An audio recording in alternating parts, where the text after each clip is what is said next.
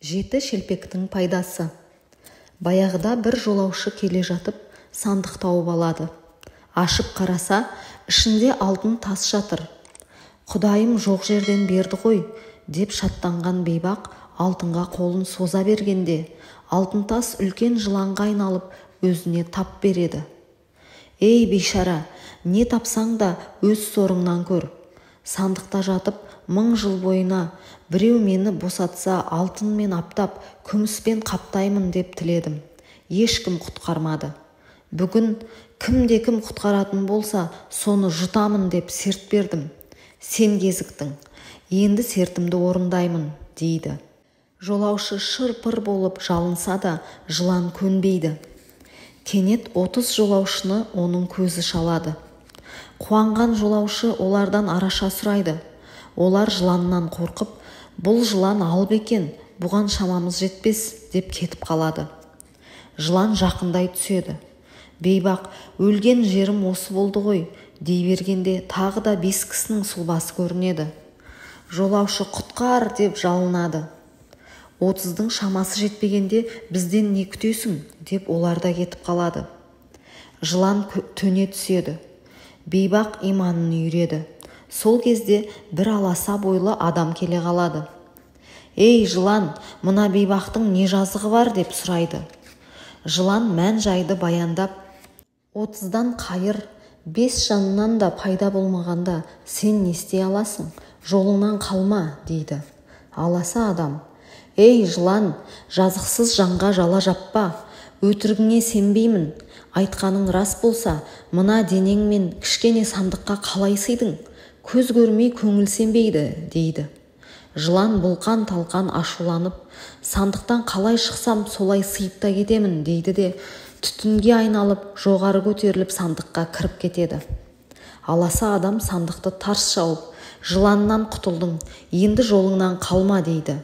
Жолаушы қуанып, айлаңды асырдың батыр, қарыздармын, жөніңді айт, кімсің, дейді.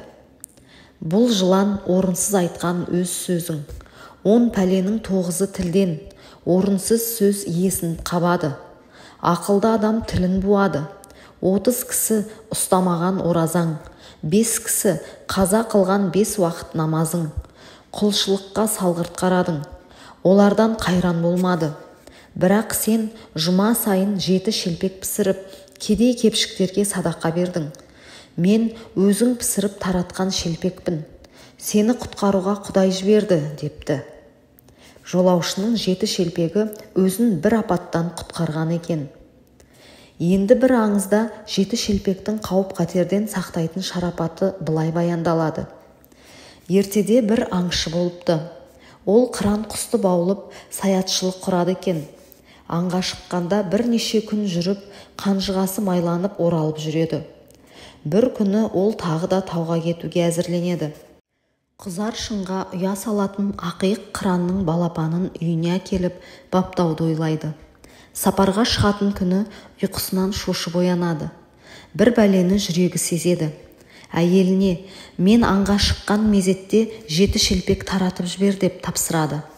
Әйелі жарайды, айтқаның болсын деп, ері аттанған кезде 7 шелпек пісіріп көршілеріне таратып жібереді.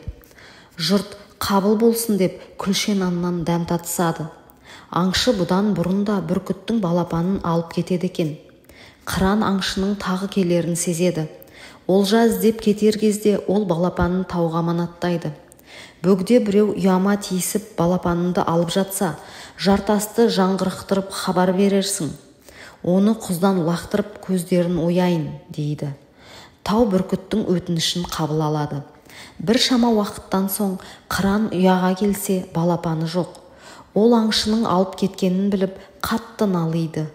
Тауға, саған хабар жеткіз деп едім ғой, балапанымды неге беріп жібердің, деп ренжиді. Тау, мен саған хабар бергім келген, бірақ аңшы балапаныңды алып жатқанда 7 күш 7 жағымнан басып тырп еткіздеді. Қозғалуға мұршам болмады, деп ақталыпты. 7 күлшенің шарапаты алып тауды басып, аңшыны бір апаттан сақтапты.